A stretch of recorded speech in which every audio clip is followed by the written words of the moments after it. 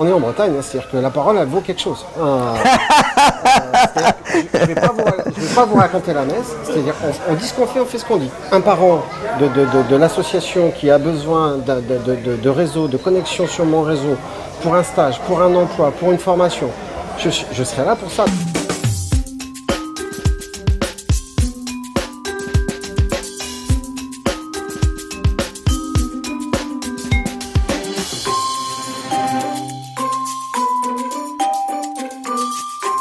J'ai trouvé toujours beaucoup de soutien auprès de la maison des parents. Ça a été un lieu fondamental pour moi pendant mon congé parental notamment, mais ça continue à l'être. Je n'ai pas de famille moi ici sur Brest.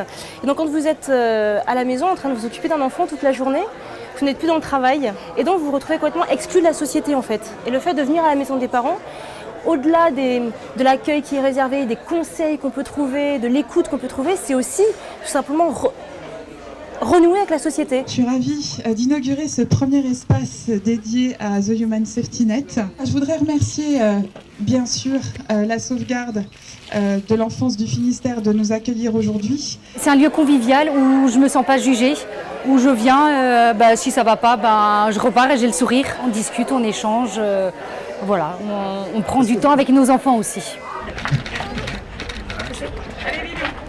Human Safety Net, c'est un magnifique projet. Ce sont les enfants qui ont autant de potentiel que les miens, et j'en ai 3, ou que ceux de Xavier, mais qui sont dans des situations qui sont parfois dures pour leurs parents, parfois dures pour tout un tas de raisons. Si on peut, nous, avec des associations magnifiques comme la sauvegarde du Finistère, les aider à ce qu'ils développent leur potentiel, c'est magnifique. Nous, on peut apporter plein de choses. On est là avec nos agents, on est en contact avec plein d'entreprises, plein de particuliers, et il y a plein de savoir-faire, il y a plein de personnes qui ont envie de contribuer à aider les autres, qui ne sont juste pas en contact avec les opportunités. Et nous, on va faire ces connexions.